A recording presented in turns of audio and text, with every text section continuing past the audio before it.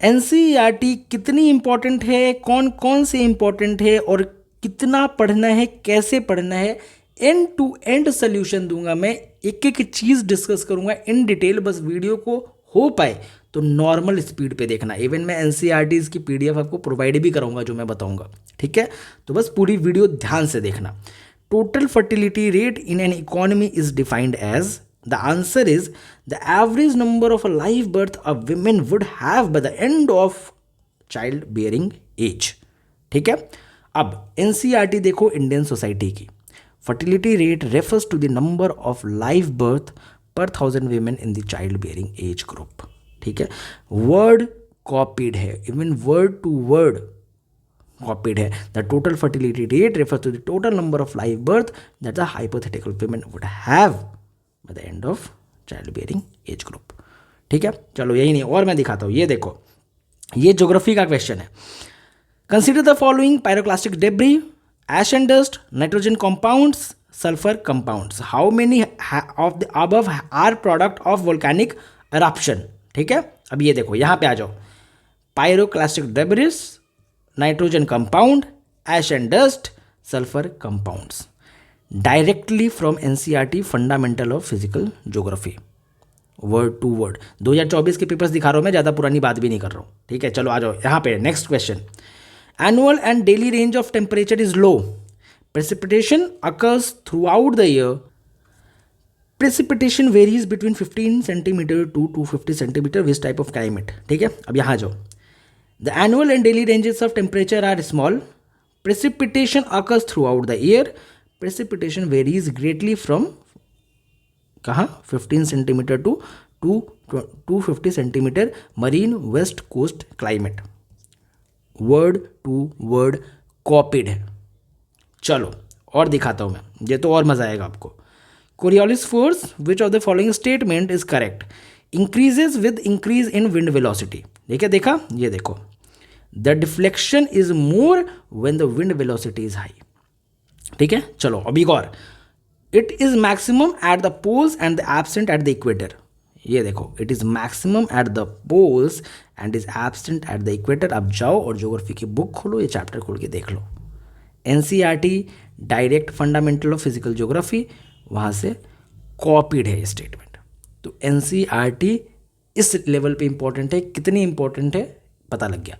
अब क्या सारी एनसीईआरटीज इंपॉर्टेंट है और कौन कौन से इंपॉर्टेंट है वो मैं बताने जा रहा हूँ। बहुत एक्सपीरियंस के साथ बता रहा हूँ, एक एक चीज़ बताऊँगा, बहुत ध्यान से सुनना समझना।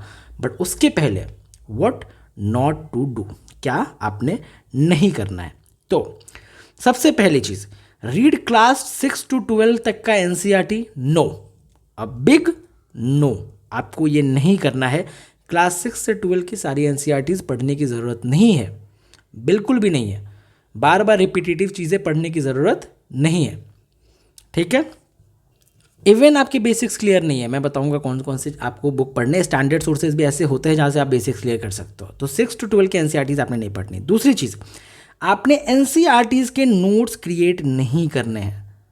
सारे एनसीईआरटीज़ के नोट्स क्रिएट नहीं करने होते, एनसीईआरटीज़ के नोट्स आपने क्रिएट नहीं करने। तीसरी चीज़, ज़्यादा वक्त नहीं लेना है एनसीईआरटीज़ को कवर करने में। एक एनसीईआरटीज़ को कवर करने में एक 1.5 महीने आपको नहीं लगना चाहिए, ठीक है। छोटी सी पतली सी बुक होती है, आपने पूरी एनसीईआरटीज़ ख़त्म करनी है विद अ मिनिमम टाइम। क्यों? क्योंकि standard books are more important sometimes, ठीक है।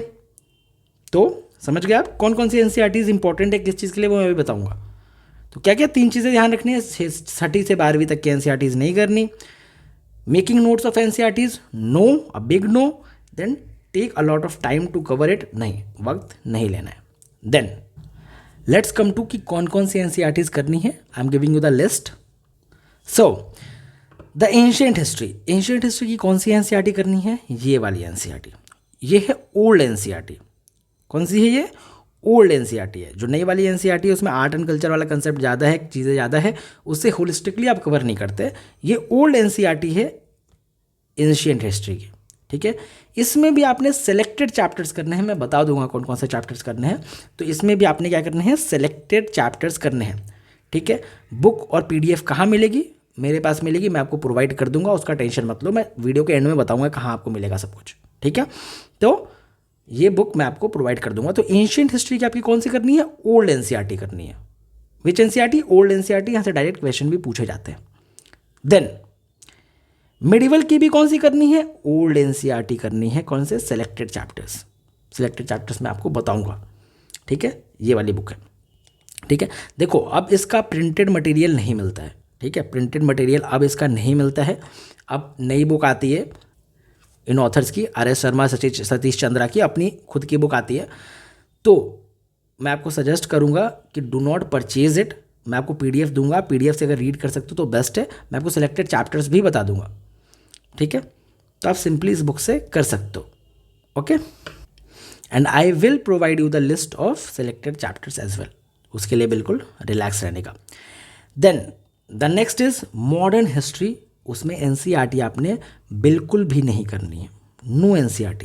केवल स्पेक्ट्रम करना है, और spectrum is the best source, best source, ठीक है। बेसिक से एडवांस हर कुछ ऑलरेडी कवर्ड है, तो दोबारा से NCERT पढ़ो फिर स्पेक्ट्रम पढ़ो, वो कोई सेंस नहीं बनता। डायरेक्टली स्पेक्ट्रम के लिए जाओ, स्पेक्ट्रम बेस्ट है। तो इसके लिए NCERTs नहीं करना है। अब जब मैं बोल रहा हूँ नहीं करना है तो मतलब नहीं करना है, अपने काम को ओवरलोड नहीं करना है, ठीक है। अपने काम को ओवरलोड नहीं करना है ना। चलो then the next is economy के लिए क्लास 11th की NCERT एक आती है, इंडियन इकोनॉमिक डेवलपमेंट। किस लिए? टू कवर योर बेसिक्स, ठीक है। ये मत सोचना इस बुक को पढ़ लिया तो आप बिल्कुल शॉर्ट हो गए इकोनॉमी में, नहीं, बिल्कुल भी नहीं। बेसिक्स अगर आपके क्लियर नहीं है, ठीक है, तो you can go for it, you can go for it. आप इसके लिए जा सकते हो।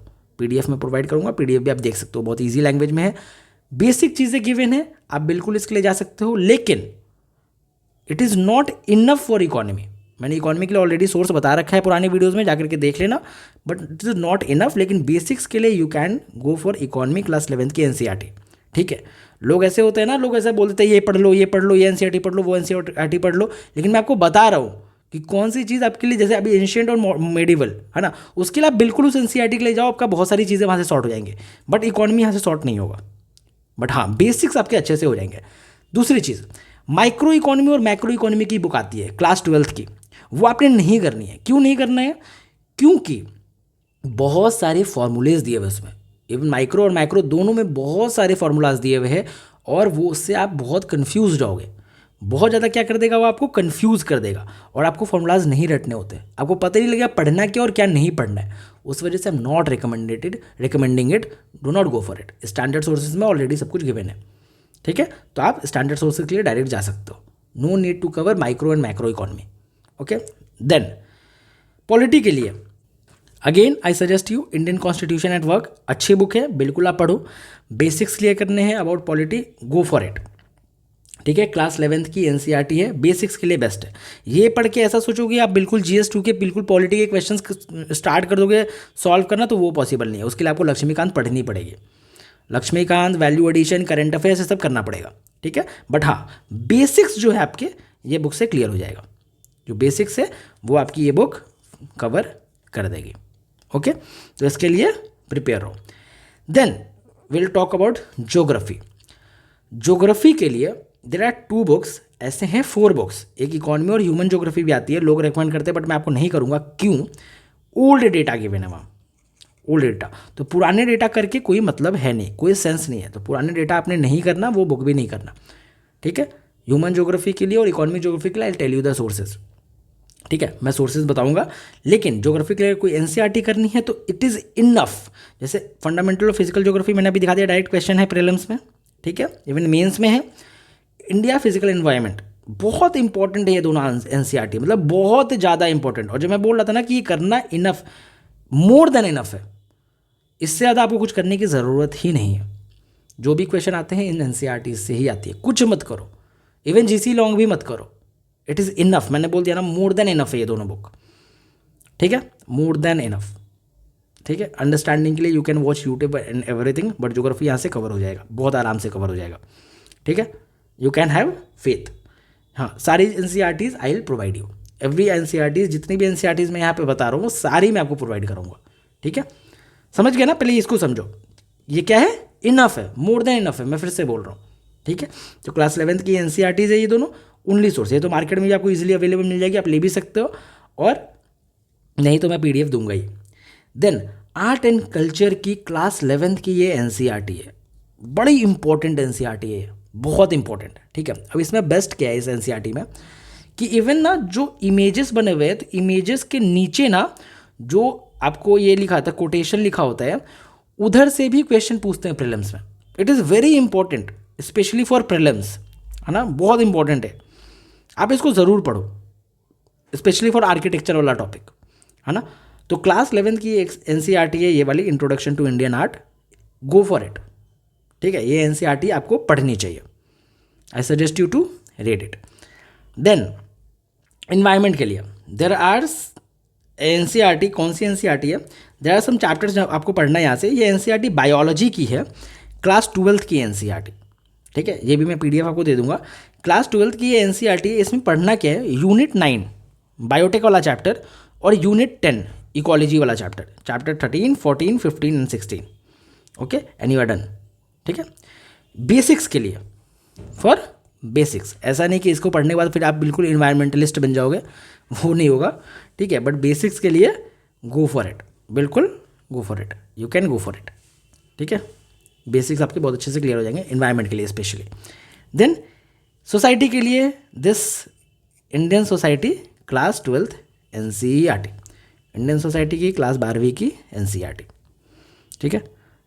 ये वाली book, yellow book, it is already available in the market as well, और मैं PDF तो दूंगा ही दूंगा।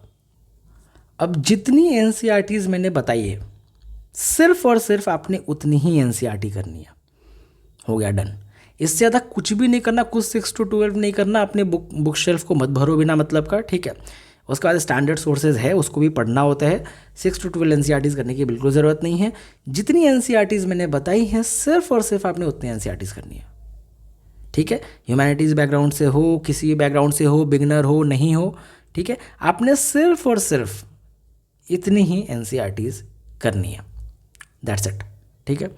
अब NCERTs मैं ये दूंगा कहाँ पे, तो simply Telegram channel, description box में लिंक है, टेलीग्राम चैनल को ज्वाइन कर लेना, वहाँ पे मैं ये सारी NCERTs आपको एक जगह पे प्रोवाइड कर दूंगा, you can simply download it, okay. And soon I am going to launch something awesome for prelims, बहुत ही कुछ बेहतरीन होगा, लाइक मेन बैटल टाइप ही, ठीक है। तो चैनल को सब्सक्राइब करना, you will get the surprise, okay. चलो, all the best, bye bye.